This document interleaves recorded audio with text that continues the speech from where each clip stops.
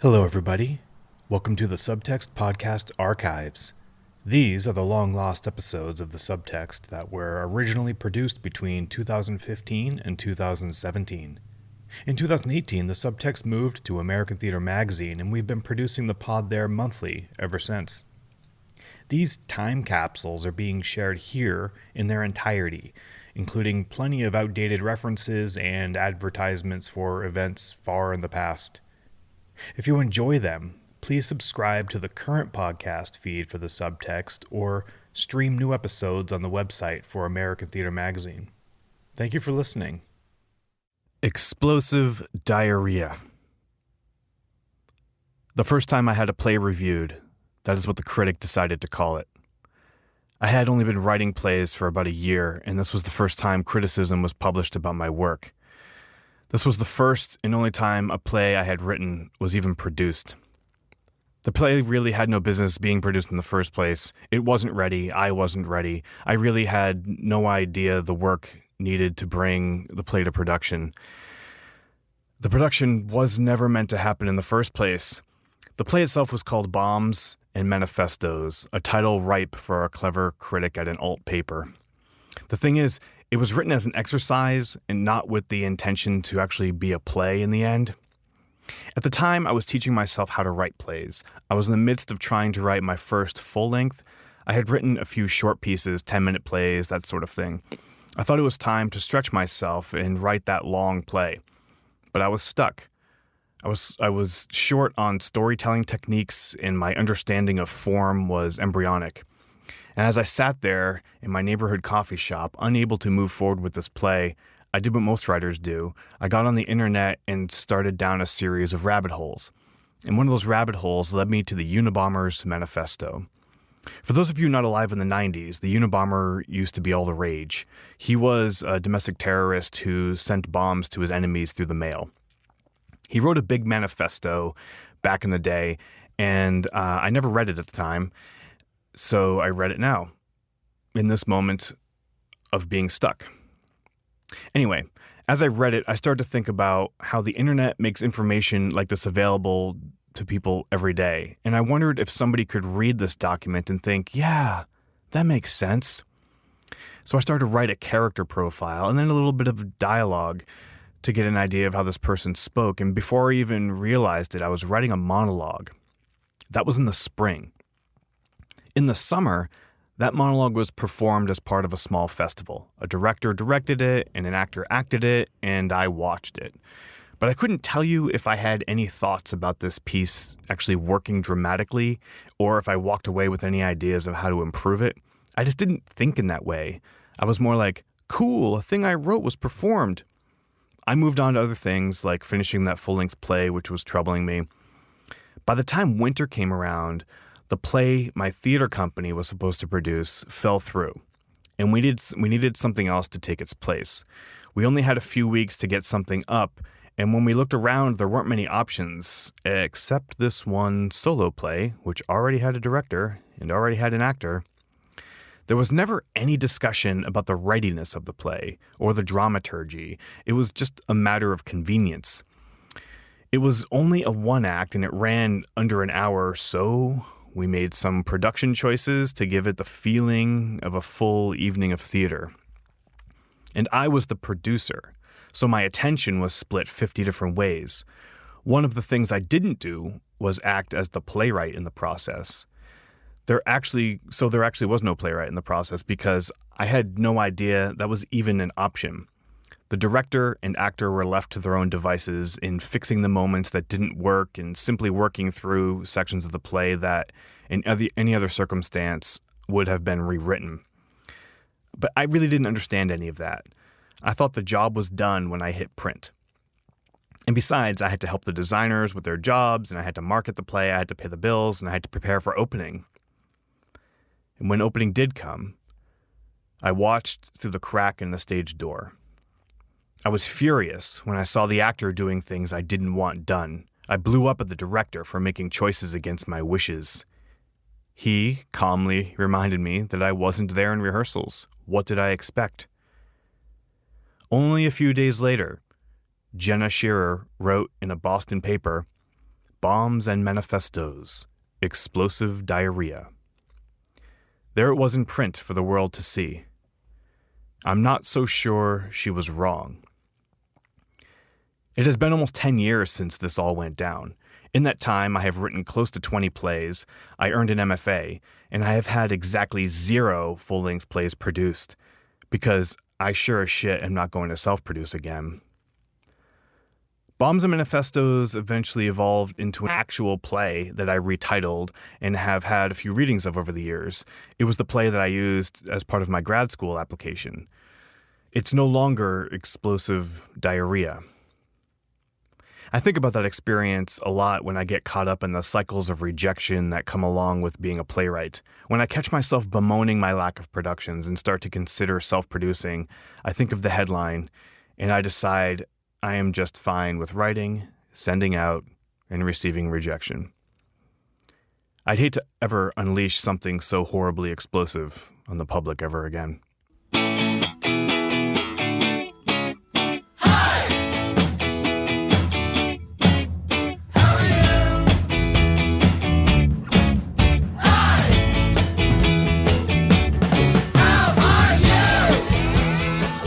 Welcome to the Subtext, the only podcast in the world that is hosted by me. If you're listening for the first time, my name is Brian James Polak. I write plays, I work in theater for my day job, and talk to playwrights for an hour once a month. This month's guest is Mary Laws, whose play Blueberry Toast is running at Echo Theater Company in Atwater Village. If you take one thing away from this interview, it should be that Blueberry Toast is a must-see. It runs through the end of October. Those of you listening from outside Los Angeles, sorry. A couple things before we move on to the interview. Thank you to everybody who has gone on to iTunes and left comments and rated the Subtext. I appreciate it. If you know people who might be interested in playwrights talking to playwrights about playwriting, please connect them to this podcast. What else? Oh yeah. The theme song is generously provided by a band called International Pen Pal. They aren't around anymore, but they do have one album on iTunes. Go check it out. They let us use their song, so I want to support them. You can find us on the Twitters at Subtext Podcast, and you can email us at thesubtextpodcast@gmail.com. I usually say these things at the end, but only like 9 of you listen to the end, so I'm saying it now. Okay, let's talk to Mary Laws. It took me a while. I mean, I think this is like the 17th one of these that I've done. Okay. And it took me like a dozen or so to realize that I pretty much start the conversation the same way with everybody. What? By what? And talking about LA and traffic and driving here. Oh, yeah.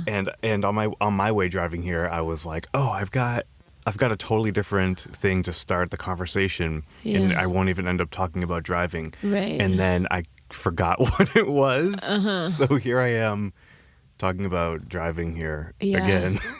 That's cool. I am notoriously late, just like for everything in my whole life. Everything.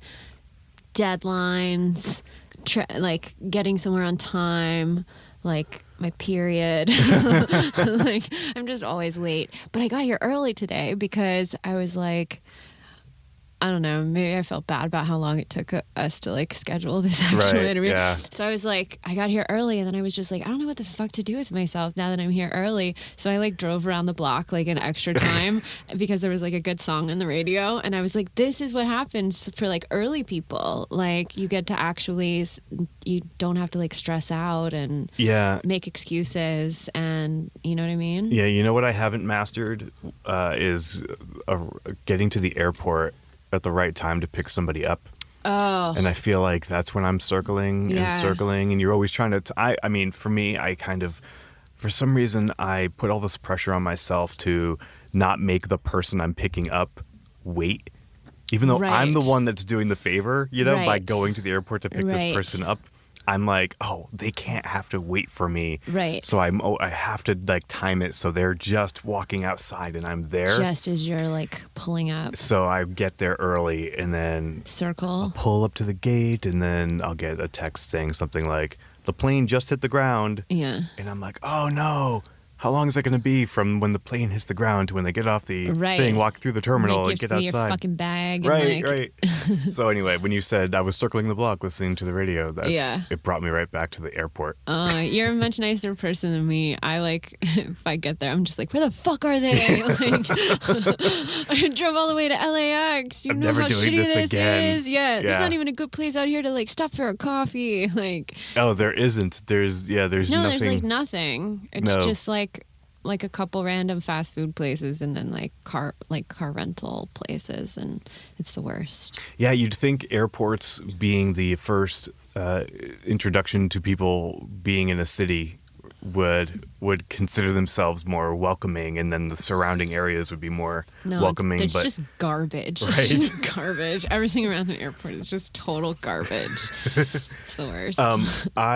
I haven't spent a lot of time in Texas, where you're from. Oh yeah. But I have spent some time in the Dallas airport. Oh yeah, for sure. And I mean, I've been to Austin, and I've driven through Texas as I've driven cross country. Yeah. But I don't know Texas very well. And the times I've been in the Dallas airport, I've been like, this is probably as close to Dallas as I'll ever end up being. In the airport. Just in the airport, yeah. No, that's a good representation. You know, I used to cry, actually. So I lived in New York I used to cry. And here's the story. I lived in New York for 3 years. And there are a lot of things I loved about New York. A lot of things I loved. But I don't know. Growing up in Texas, I think I'm just a naturally more... maybe just like more openly friendly with the people that I encounter just like on the street, you know, day to day passing by, and like this sort of keep your head down, keep to yourself, you know, like walk against the wind kind of thing that New Yorkers tend to have. I respect in a lot of ways, but it's just, it wasn't fitting for me. So whenever I would go home for the holidays, I would like, because, like, I don't know, like, LaGuardia is always, like, such a fucking nightmare in New York, which is generally where I flew out of because you can get the cheapest flights out of LaGuardia. And, like, I didn't have any money. I'm a fucking playwright. Right. And, like, then I would fly home. And then the minute you step foot into, like, the Houston airport, I swear to God, it was just, like, men in, like, Western hats. And they'd all be like, howdy, how you doing? How was your flight? You know, all these, like, fucking strangers. Wait, do people in Texas actually say howdy? Oh, yeah, for sure. That's not just a cliche? No, it's not a cliche. I mean, not everybody says howdy, like, but like, I mean, I'll say howdy sometimes, but not like unironically. Howdy do. Yeah, but no, I'll be like howdy. But like, I don't know. It was just this like, you know, this very friendly spirit at the airport, and it was, I don't know, it was just amazing. You could like each city's airport is sort of indicative, I feel like, of their people, right? And like. Anyway, I used to cry when I would like get off of the airplane and like just be like walking down the like, you know, through the terminal with my bags, and people were just so friendly. Anyway, I don't know. So this is the part of growing up in Texas that has bled into you, the human adult now, right? Like Probably, the sort I of guess. like friendliness and sort of familial, I guess. Yeah. Is that what it's like? I think that's a good way to put it. Yeah. I mean, listen, like I think I'm a product of my home state, and also not, which is probably why I'm living here. Like there are definitely things about me. I'm much more liberal minded, I think, than a lot of Texas. Not all, you know, I'm not going to generalize, but Texas, you know, it's a more conservative state in terms of politics and various other things, I guess. And in that way, you know, I don't know, it wasn't a good fit for me as an adult, but some of the Texans I know are like, they're the best people you're ever going to meet. You know, they'll give you the shirt off their back. And there's just there's this sort of familial feeling about Texas. It's like you're one of us, you know, and I don't know. It's, yeah. Do you imagine yourself back there at some point later in life? I don't know. I go back and forth. I mean, all my family is there, and so that's really appealing because I love my family. I'm very close with my parents, you know, who are also, I think, like, much more liberal minded, which is probably where I get a lot of the, my way of thinking. But I don't know. I don't know. I'll tell you again in like 10 years. Yeah. Okay. We'll do this again in 10, Yeah. 10 We'll meet years. right here. I think that a false assumption a lot of people make, and myself included, with regards to politics and religion, is that somebody who is Christian, or not. I mean, a lot of people are Christian, but not necessarily like practicing Christians who go to church or whatever. Right. But you have parents who are ministers. Yeah. And you talk about your Christian faith in my Facebook stalking and internet stalking of you. So I make this assumption, and I'm always wrong when I make assumptions, and I think a lot of people are, that a religious person is going to be politically conservative. Like those the two things that go together. Yeah. But the stupid thing is, and this is why it's dumb for me to make these assumptions, is I have so many Christian friends who are very progressive and very liberal. Right. And so I'm like, just because I don't know Mary, I'm making this kind of weird assumption. She's from Texas and she's Christian. Right. It's going to be a political conversation. It's kind of a bad rap sheet. Right? Yeah. So I was like, oh, this is going to be an interesting conversation with this person because we're so different from each other. Yeah. No, I mean, I hate gay people, and I think women should always cover their heads. So. All right. Thank you for coming. Not at all. Yeah, it's funny. I think people have made those assumptions about me my whole life. And I think when I was younger, I think I made more of an effort to like prove like, no, I'm not what you think I am. And now I don't care as much. People can think whatever they want about me, and it's fine. Yeah. But I have this one very specific memory because I am a practicing Christian, and my parents are both ordained clergy, and I grew up, and they were they ministered to several different churches as I was growing up. And my father worked as a chaplain at a hospital, and he worked for hospice. And so faith and religion it's not just been a part of my life, it's been my life, And I was really lucky, I think. Sorry, I'm kind of going all over the place, but I was really lucky that I have parents who are real Christians. And maybe that's a bad thing to say. What do you mean? Real Christians.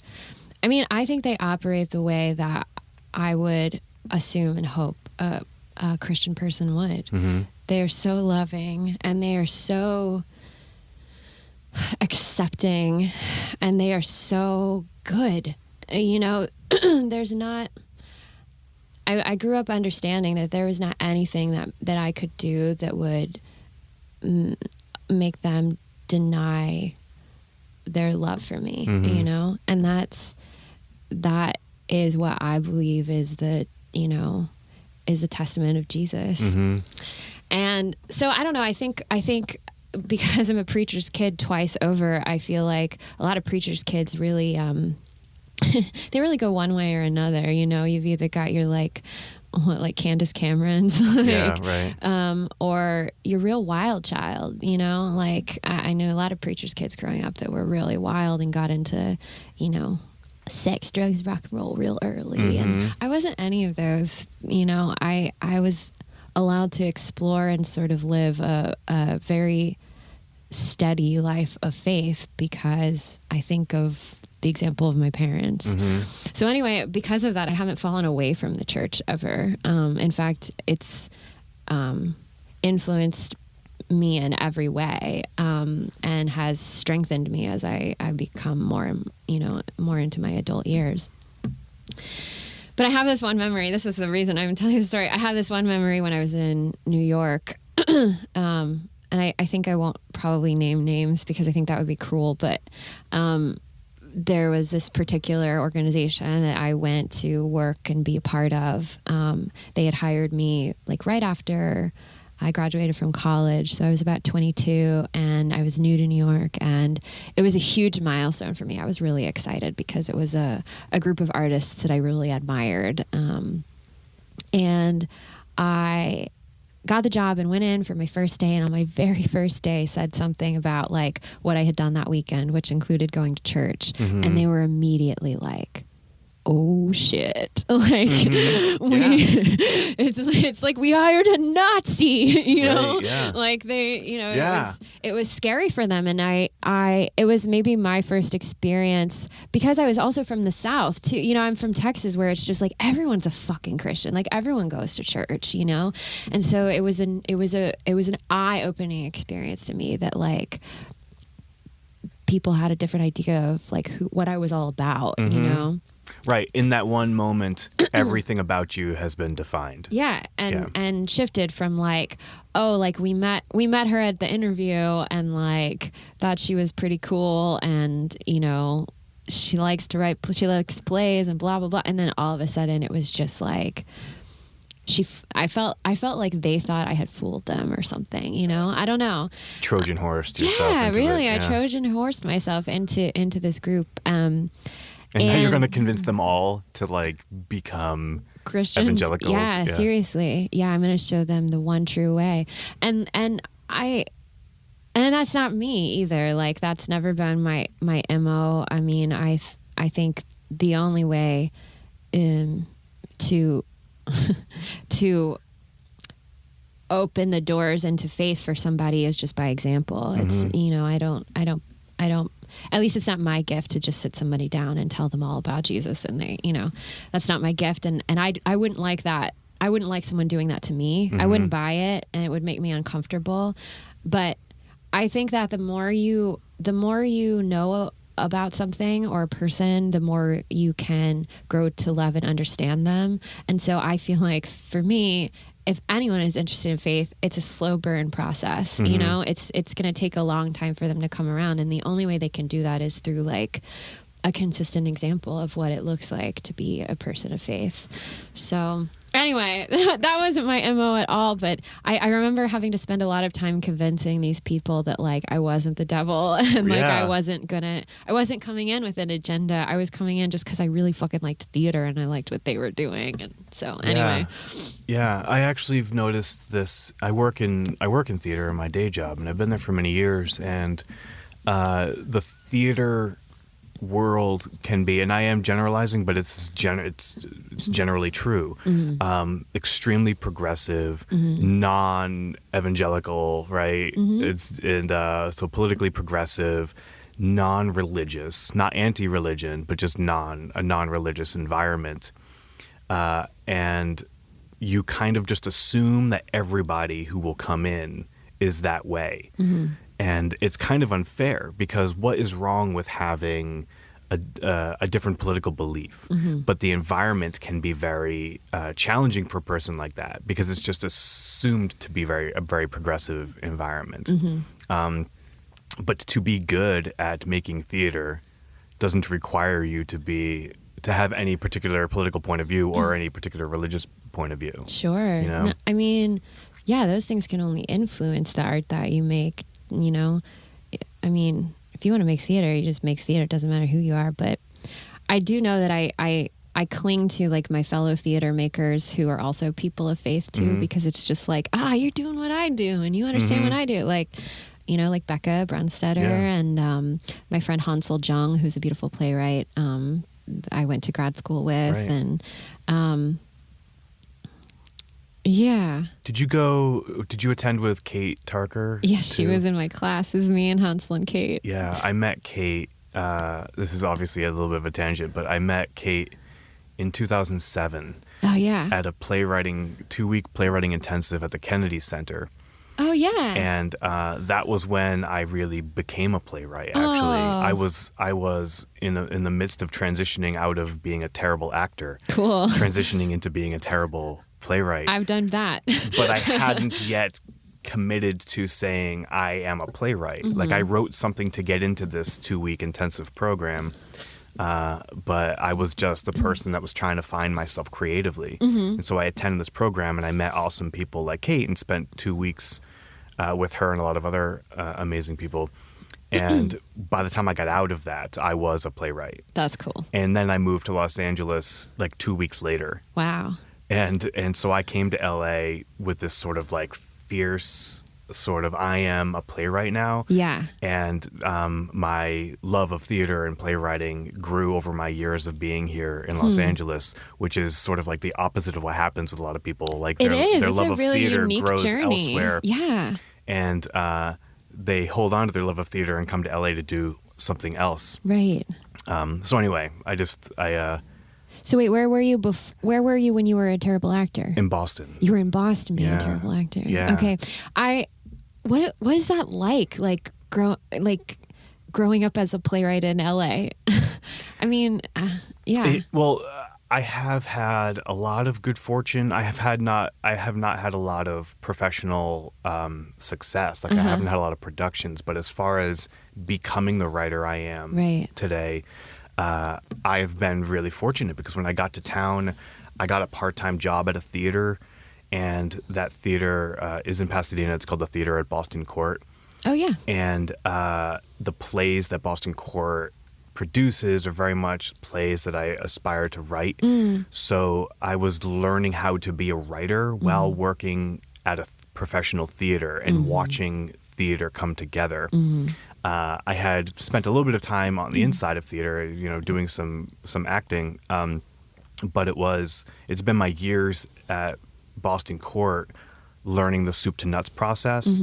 And then I went to grad school at USC. And so I've had like this grad school study side by side with the soup to nuts production process, learning how to create theater. So I write plays with the full knowledge of how everything happens. Yeah. And that's been a huge help for me in my development. And then being a person who works at a theater in Los Angeles, and a theater that a lot of people know, has been really helpful for me to meet a lot of other people in town. So after a few years, the cognitive dissonance was actually Brian is the marketing guy at Boston Court, and it actually took me a couple years to become known as the marketing person, and then it took me a few years to sort of dismantle that and become Brian as a playwright. Who also does this stuff at Boston Court. Yeah, sure. And there was this period of extreme frustration where I am like, I'm an artist and I need to be recognized as such. Stop calling me to give you advice on how to use Twitter. Like, read my play instead is sort of like what's going on. Or I'll give you the advice if you read my play. Right, yeah. And I've never sort of like had this sort of quid pro quo. I just always hoped that somebody would be like, oh, he's also a playwright. Maybe I should ask to read a thing, But so it took a few years. And I mean, I've now been there. I moved to town a little over 9 years ago, and I've been associated with Boston Court for about 9 years. So That's amazing. It's been a really long time. Yeah. It's so important to have like, no matter what you're doing, whether you're working in marketing or whatever. I mean, I worked at this theater called Rattlestick in New York for We've a while. co-produced with Rattlestick. Yeah, that's cool. Yeah, they're amazing, and they hired me as like an intern when I was in New York. I use the term hired loosely, like they didn't pay anything. Right. But I got to like be a part of that and felt, you just want to plant roots somewhere as no matter what you're doing, but especially as a playwright, I think it's very useful just to be able to be around a company of people. I mean, I like learned about like fucking grant writing and proposals and stuff like that while I was working at Rattlestick, which actually are all very useful skills. But at the same time, I was just like watching everybody. I was watching the playwrights who came in and out and asking them questions when I was bringing them coffee. What was your focus coming out of undergrad?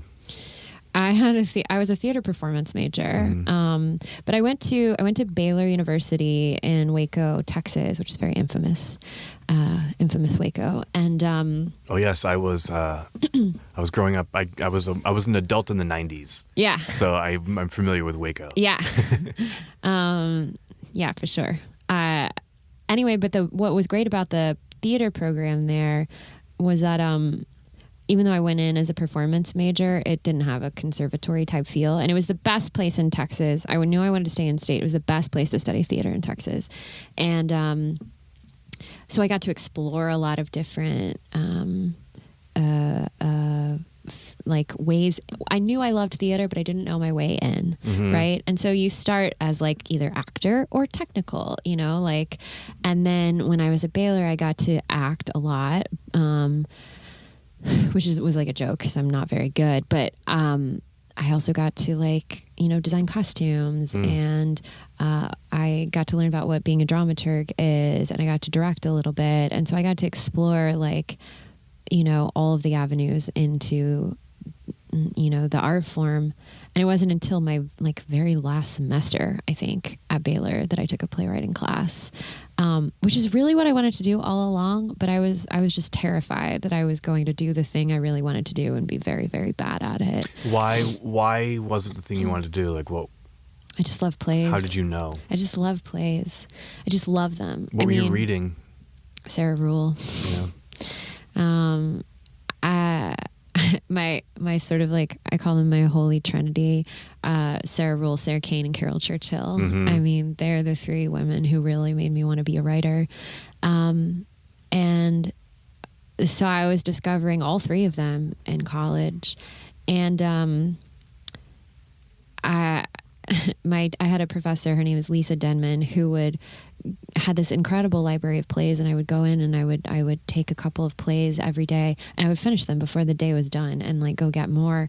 I was just, you know, obsessed. And I remember reading The Clean House. I had a very specific memory of reading The Clean House on this bench outside of the green room and like finishing and then just weeping and being like, God almighty, like if I could make one person feel the way I feel right now, like that's it.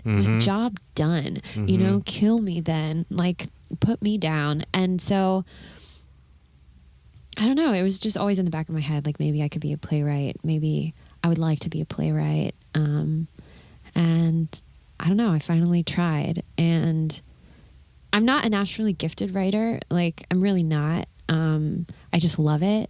And I practice a lot.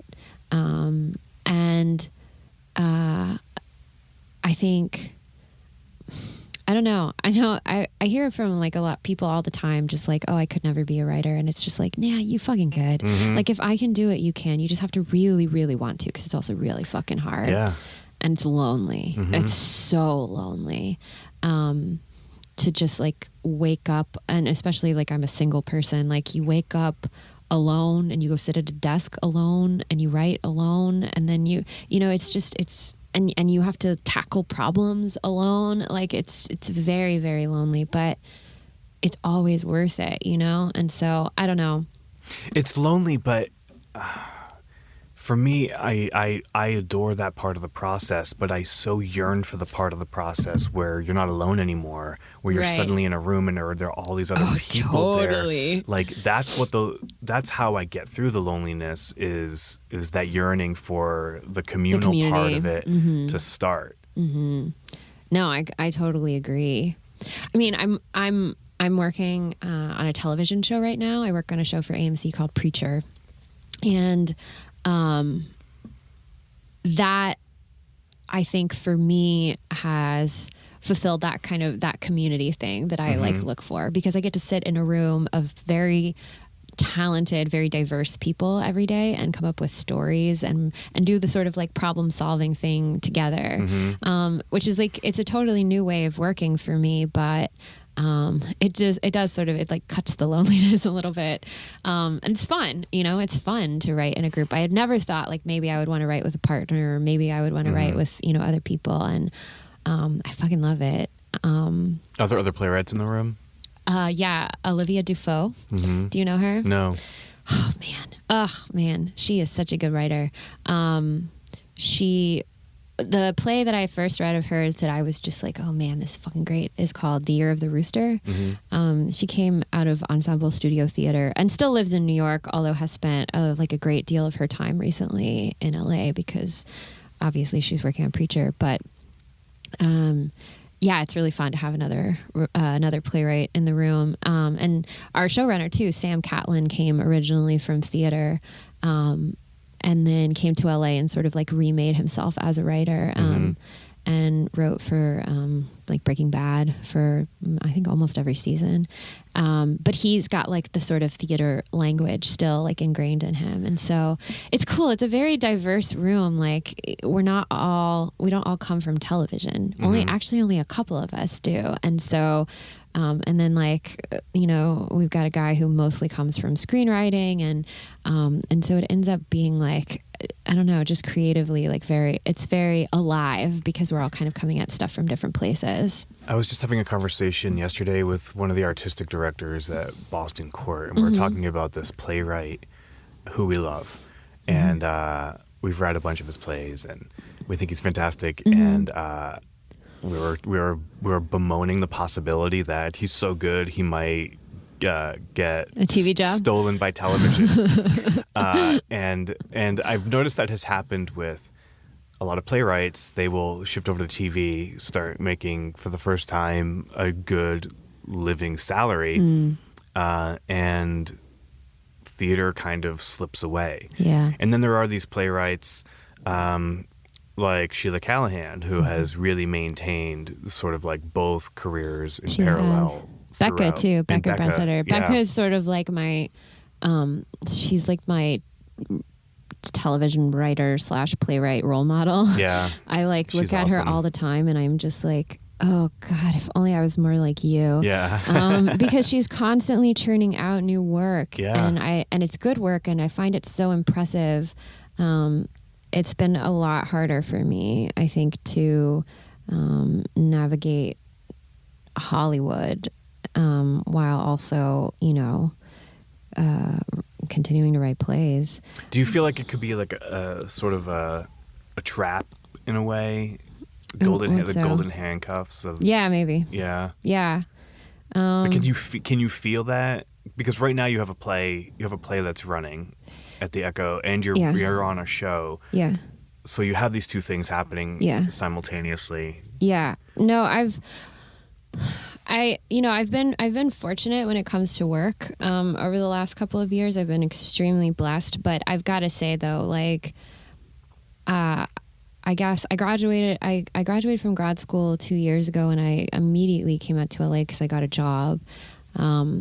But everything I've been doing has been in film and television. And so when it came time for my play to go up at the Echo, I was like so desperate for it. I just like sunk my claws and my teeth into it. And I was telling my showrunner the other day, actually, maybe this is not the best thing to tell your boss, but whatever. I'm hopelessly honest. I was just like, I've been totally faking it in the writer's room. And he was like, oh, okay. And I was just explaining to him that like, I love writing for television. I do. I love it. Like I said, I love the community. I love the other writers. But the minute I stepped foot into the rehearsal room for this play at the Echo, it was so natural. It was just like, oh, right. This is home. This is what I'm good at too. Like this is where I feel comfortable, and this is where I know what to do, whereas like, I don't know. I mean, I'm not trained in film or television, and I'm just like fucking faking it every day. Some days better than others, but like, I don't know. I guess I thought like, oh yeah, I'm getting better at this, or like I'm understanding writing for a television show more and more, and I probably am. But then it was just like a day in that rehearsal room, and I was like, this is really where I belong. So it was good. It was a really nice reminder and a good wake up call. Because it's easy to the paycheck makes it really easy to start to slip into this like, oh well, maybe this is where I was supposed to be all along. And it, I'm a greedy little bitch. Like I want to do all of it. I want to write films, and I want to write for television, and I want to write plays too. But it's so much easier. It's so easy to let the theater slip to the side because you don't make as much money. Yeah. I mean, it's just, you don't make as much money. And, I don't know. It's like, I'm convinced. When I came out of grad school, I was really prepped and ready to go to explore a TV career. Like I can write TV. I understand the form. Right. I took some amazing classes at the cinema school at USC as part of my my grad degree, but I came out and my heart was 100% in theater, and I just couldn't get up for Hollywood, and which is kind of Couldn't get it up for yeah, I Hollywood. couldn't get it up for Hollywood. I need some pills, but I wasn't taking the pills, so I was just like, I don't care, and it's kind of a shame to have gone through USC and to come out on the other side and not be interested in film and television.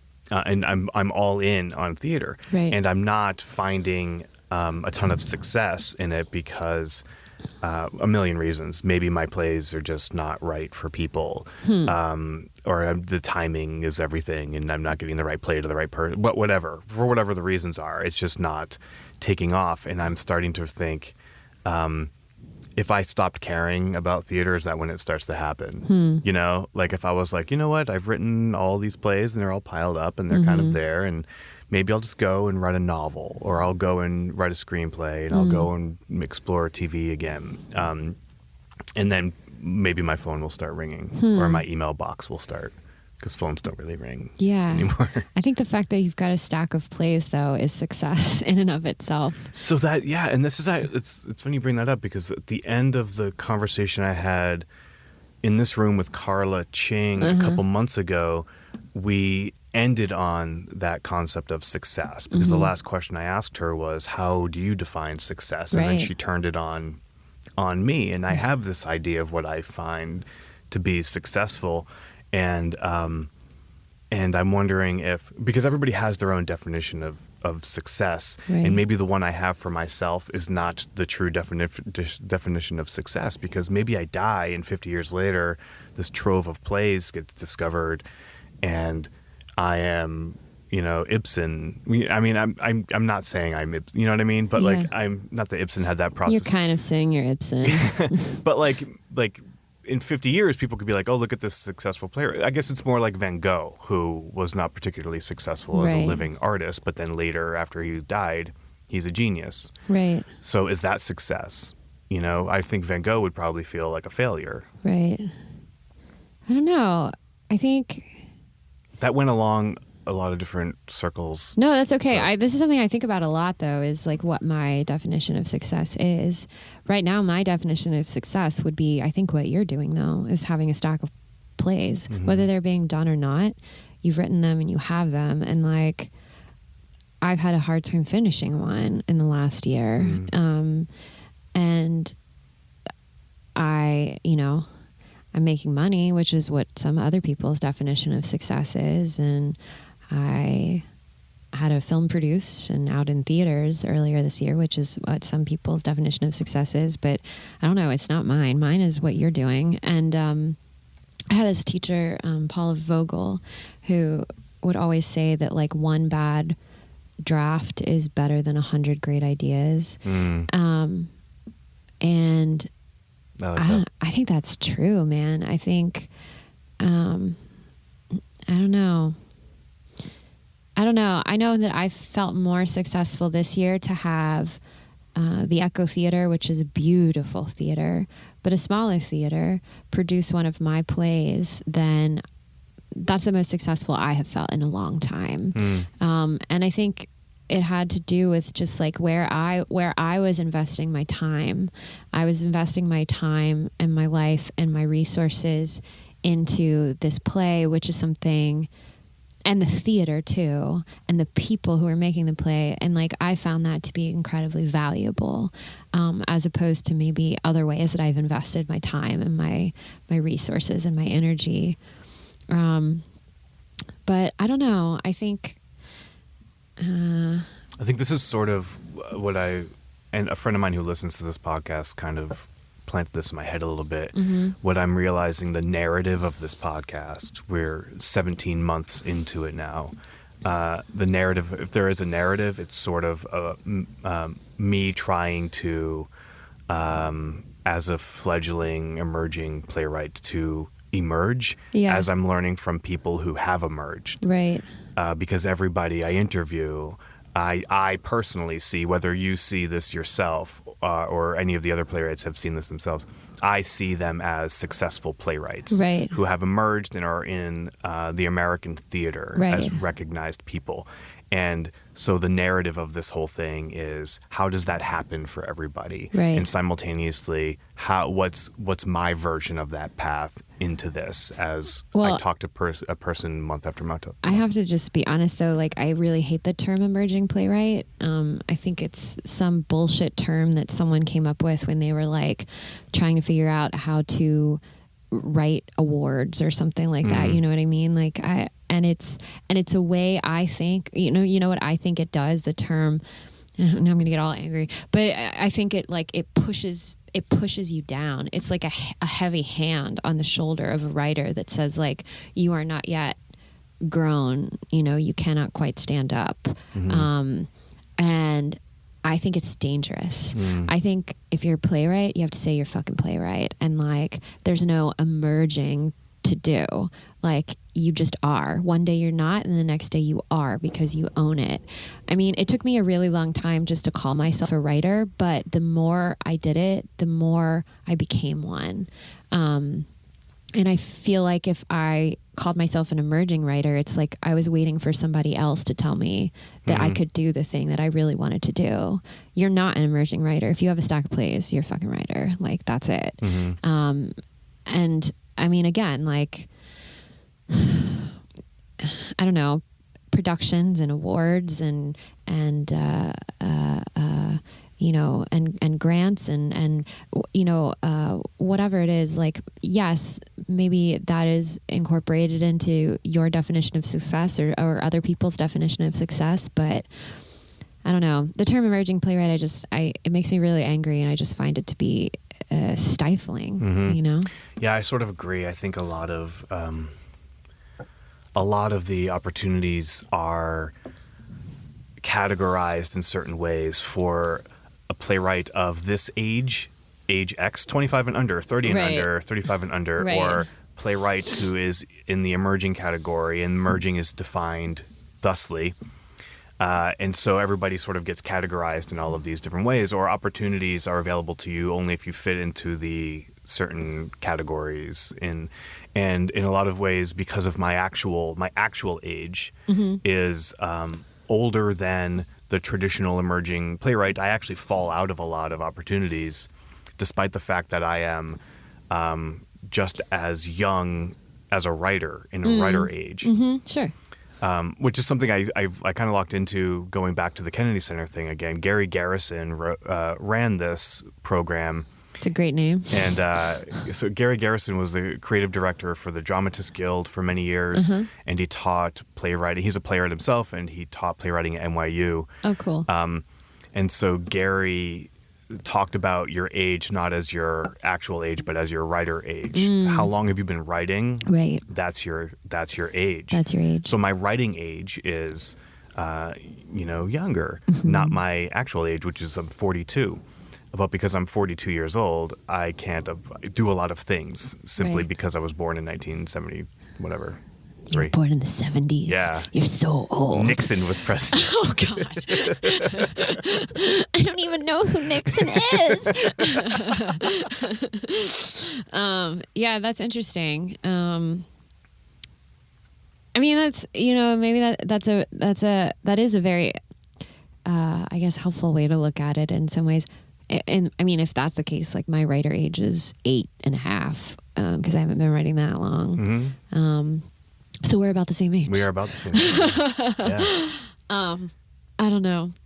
My dad is about to turn 70 this year. Holy shit. And he still talks about what he wants to be when he grows up. Yeah, that's great. Yeah, it's really cool. I admire that, though. I admire that quality in you. I admire that quality in anybody who is going to pick up a new interest or career or tackle something that's going to reshape their life, as once they're, past their 30s. Like I think that's, or past the age of 30. I find that incredibly inspiring. Well, and I don't want to make the rest of this about me, but to sort of I came here to interview you today. It is the thing that gets me through it is the belief, the understand, like the self-awareness that this is who I am and this is what I'm going to be doing for as long as I am capable, as long as I have the capacity to do it. I'm going to keep doing it. So I'm 42 now. I could be doing this for 40, 45 years. You know, Edward Albee wrote straight to the end, and I'm no Albee, but but I can, if he wrote for that long, I can at least write for that long. Yeah. And that's what I really yearn to do. So this first part is an incredible struggle, but I'm in it because it's who I am. And it took me until my early 30s to find who I am. And I'm so happy that I did because I see in myself, if I didn't discover a purpose in life, I would have gone insane. And I think I mean that literally. Right. Like, I think I literally could have lost my mind. Sure. Through depression or whatever, if I didn't find the thing, because I went through my whole 10 years post my undergrad degree, doing a million different things and trying to find and being good at stuff I didn't care about, Right. and learning that being successful professionally was absolutely meaningless to me because I didn't care about it.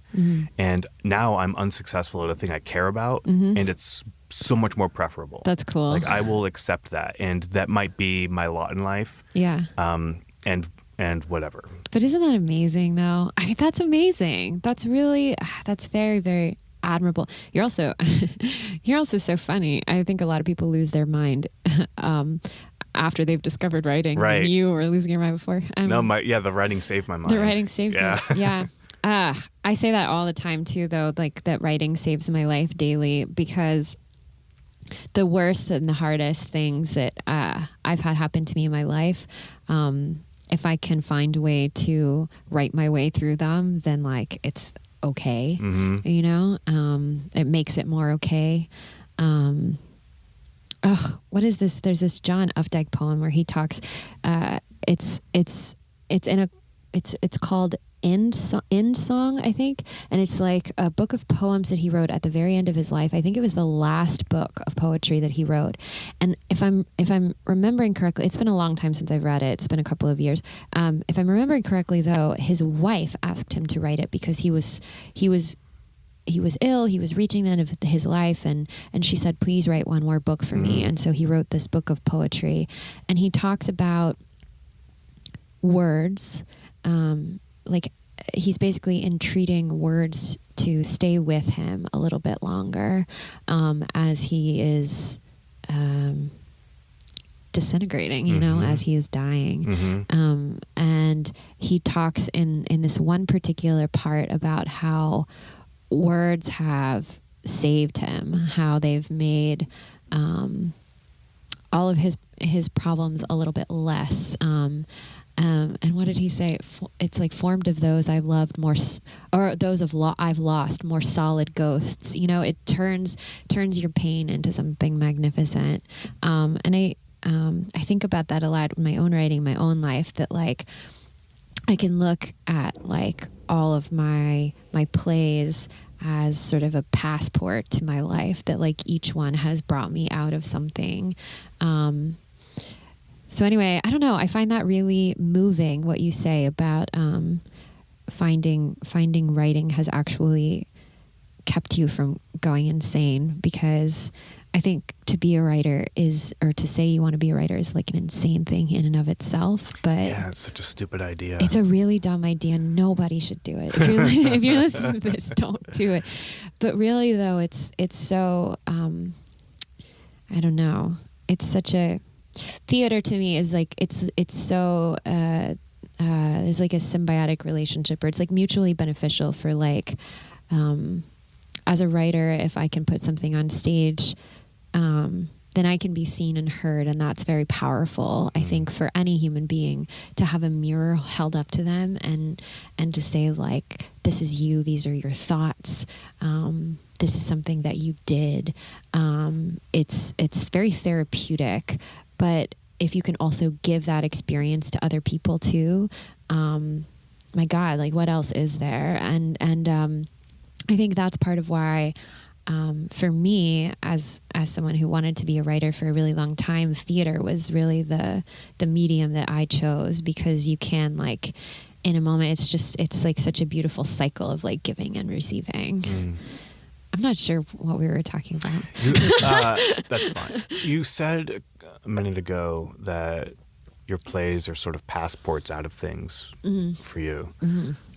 And I would hate myself if I didn't talk a little bit more specifically about Blueberry Toast, since it's still happening right now. Yeah. And some people who hear this will have the opportunity to go see it. Yeah. But I'm wondering what Blueberry Toast is a passport out of for you.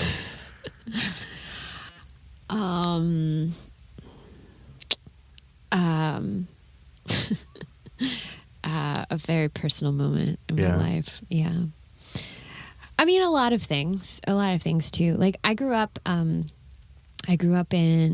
a master planned community. Do you know what that is? Yes. It's like, for people who don't, it's like, if you ever watch the TV show Weeds, it's like that town of Agrestic. Little boxes. Little boxes. On the I grew up in a little hillside. box. Yeah. Yeah. And it was a wonderful place to grow up in a lot of ways, but in other ways it was sort of surreal. Like, it was a very strange place to grow up. I found that there was like there was just like a veneer on everything and everyone. This like, it was like, this is this perfect this is what the American dream looks like, like mother, father, sister, brother in a big beautiful house, and they go to church on Sundays, and the kids go to private school, and dad works in oil, and like, isn't that nice? And like, it really wasn't that nice. Like, kids got into drugs really early on, and I could tell, like, the parents of a lot of my friends didn't really like each other, and it was And isn't that so funny that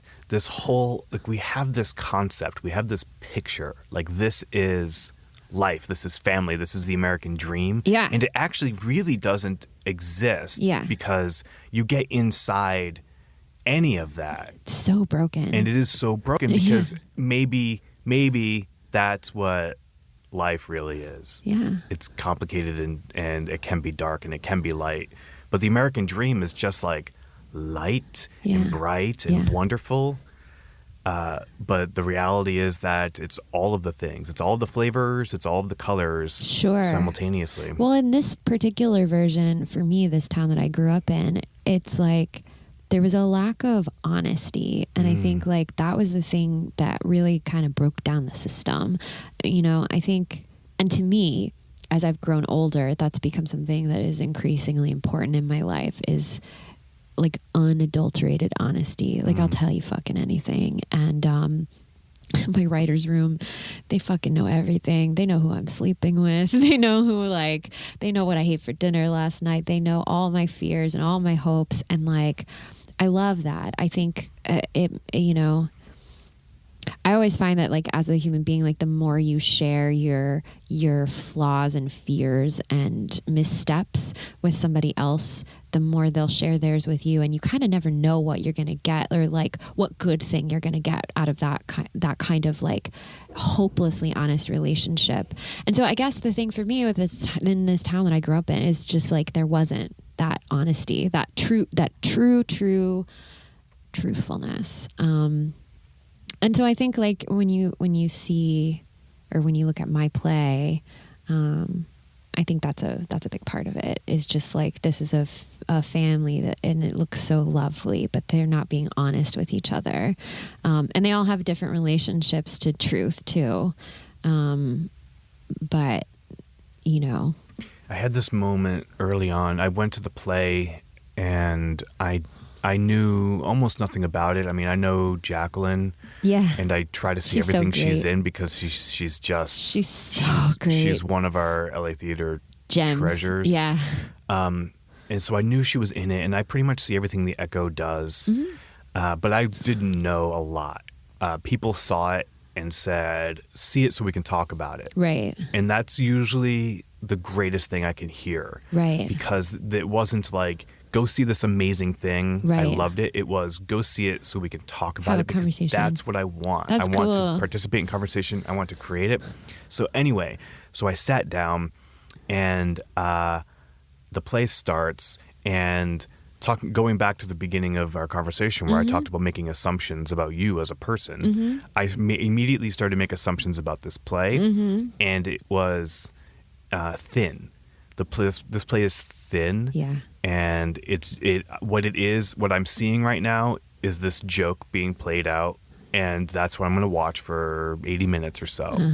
And I was like, okay, so this is going to be a funny joyride. Right.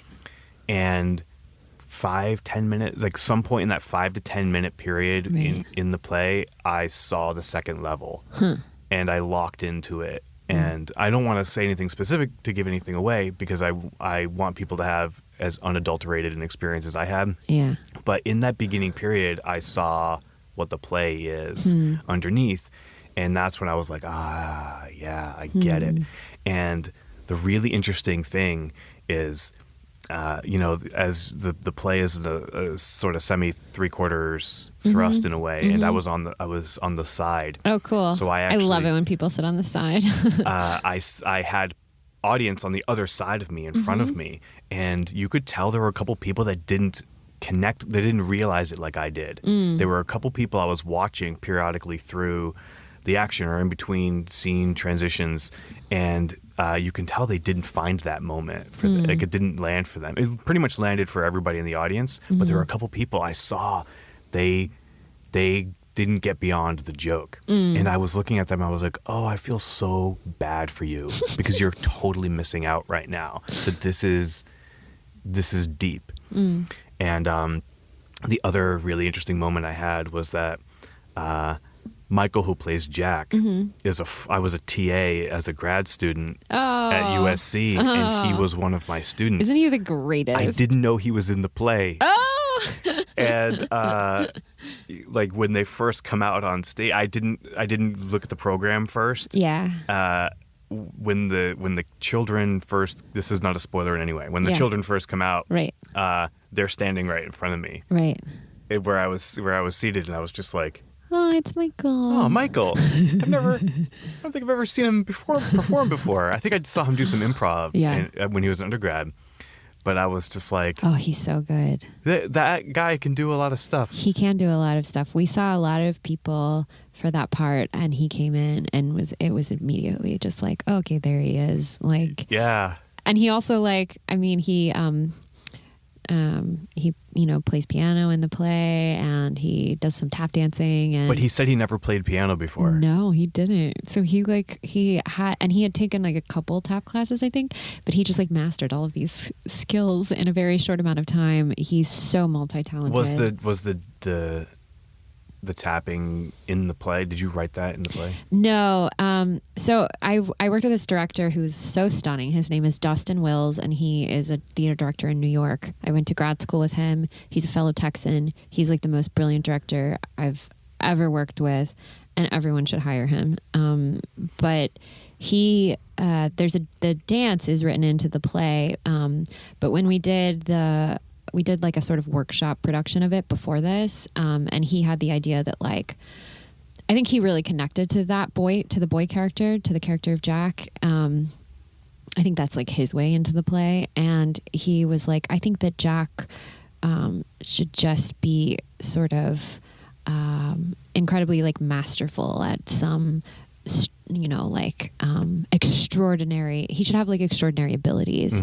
So like the song, like the piano song, it was Dustin's idea to make it actually extremely like difficult, like a difficult piece and not just like a piece that kids would write. And we had this great actor played Jack. Originally, his name is Mickey Tice, and he rode a unicycle around during that part in the dance.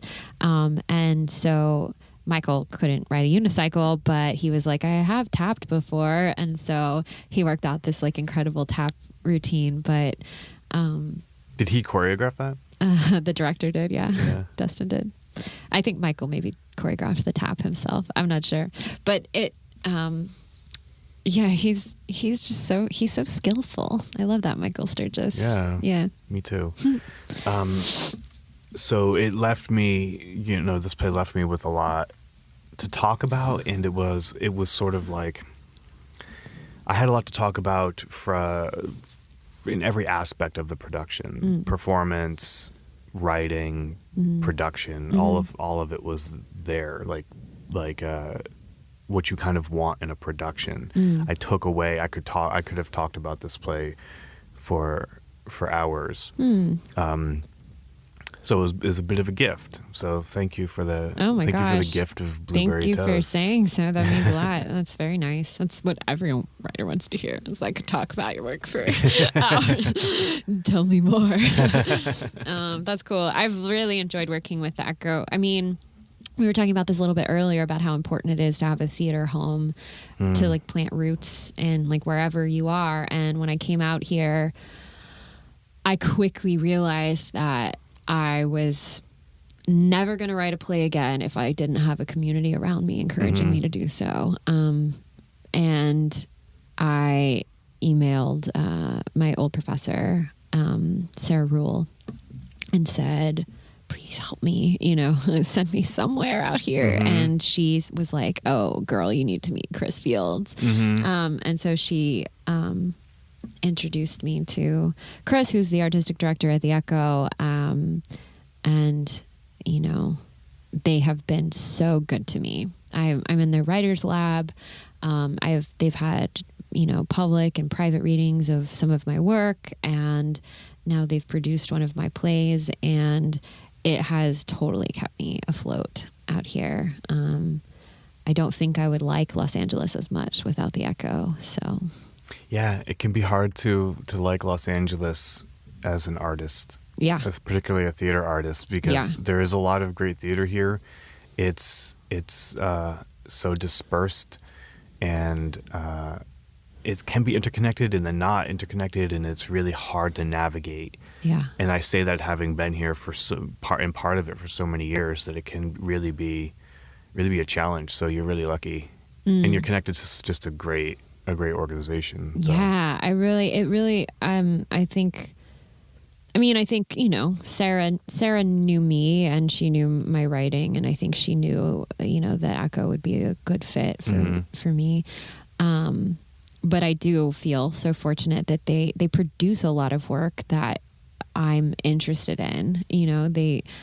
First of all, they do like exclusively new work, but often work that is dangerous or strange or dark or violent or whatever. And that's you. That is me. That is me. And it's and they do all the work that other theaters are too afraid to do, maybe because their audiences are too afraid to see it. It's something that I admire about the Echo, and they produce 4 to 5 plays every season, which is just unbelievable for a theater their size. I mean, it's extraordinary. So I feel very, very fortunate that I get to be part of that community. So we're kind of at the end. Okay. But I wanted to ask you about Paula Vogel. Okay. And I was hoping to find she was one of the things in my head to sort of I want to touch on Paula Vogel and you didn't mention her earlier, but we segued into something else. So as a sort of cap on our conversation, I am obviously, she's an American treasure. She's incredible. She's a human treasure. She's so beautiful. She's a wonderful person. She truly is. I only spent a 2-day. She came to USC and she did a 2-day boot camp. Yes. And I was so fortunate to be part of it. And the thing that I found most incredible. So I'm very curious about somebody who studied with her and spent more time with her, like over a longer period of time. Mm-hmm. I thought she knew me for years upon meeting me. She has this quality where she sees into you. she saw everything. And when I asked a question during the boot camp and we talked for just the briefest moment amongst 25 people, Yeah. it was as if she had known me for a very, very long time. Yeah. And that is a quality that I admire so much. And I'm like, what would that be like to carry through that kind of connection to me and what I'm trying to do? This is what I'm assuming makes her one of the most incredible teachers on the planet. Yeah. What, like, I don't even know if you can describe, what this is like over a grad school period, but Sure. I mean, she's the reason that I studied at Yale, and so I only wanted to study at Yale, and I had to apply 3 times before they finally let me in, because they only take 3 students every year. But I think I would have applied until I was dead just to be able to go there and study with her, because she's remarkable. And like every writer too that I loved and that I followed had been one of her students, like, Sarah Rule we talked about earlier, or Dan LaFranc. I'm super obsessed with Dan LaFranc's work. And just like all of these incredible playwrights were sort of like swimming in her pool, you know? And so I was like, I want to swim too. She does though. An incredible thing about Paula, one of the 1,000 incredible things about Paula, is that she doesn't have like this sort of preordained idea about what theater should be. Like I think she doesn't give a shit. Like whatever you write and you call it a play, that's a fucking play. And I think because she has such an open mind about all of the different things that theater can be, she attracts a lot of different kinds of writers, and also maybe is able to see and understand what it is you're trying to do, because whatever you're trying to do is right. There's no right or wrong. It's whatever you're doing is the thing. And I loved that about, that was while I was studying with her. I mean, she brought playwrights into the program who were just so different. And I don't even think it was intentional. It wasn't like, we need to bring in a playwright of color, and we need to bring in a straight male, and we need to bring in a this, and we need a this style, and we need a this style. I just think that's who she is. I think she just liked what she liked and liked who she liked, and because of that, like, we just had this incredibly diverse group at Yale, and boot camps too. I mean, it's so cool that you got to take one, but but all of the writers who come into the boot camp, it's just so wonderful. Anything goes. Just explore. Anything goes, and then you'll be able to like kind of find what you're doing. She talks about like the 3 sort of levels of awareness as an artist, as like a theater goer or theater maker. There's the naive, the sophisticated, and the decadent. So like when you're naive, you kind of it's sort of like how old you are as a playwright is sort of like that, close to that conversation that we were having earlier. But like when you're naive, you like kind of don't know shit about shit. You're interested, and you don't know how a play is quote unquote supposed to work. In fact, and there's something incredible about that. Like when I was in my sort of like naive state, I think maybe I was writing some of my most creative plays because I didn't know how I was supposed to be doing it or not. And then, you're sophisticated and you understand a little bit more about the mechanics or how, different things can function for you as a writer. If I put this wheel in here, if I put this thing in here. And then there's decadent, which is just like, you've seen it all. You understand it all. Nothing surprises you anymore. But there's something really fantastic about being in that stage of your maturity as an artist too, because because you sort of like become the thing, I think, actually. And Paula would always talk about like she was in the decadent stage, which makes sense. She's been doing it most of her life. She's been working as a playwright most of her life, and then as a playwriting mentor for almost just as much. I believe she was probably being a playwriting mentor before she even like took on the term. That's just who she is. Yeah. But I think because she was in that sort of decadent phase of her life as a theater artist, you know, she was just that sort of helped her be like open to, you know, everything. Like she was just sort of like pulling in all of this different kind of work. Maybe in an effort to be surprised. I don't really know, but I know that as a teacher, it made her a better teacher. So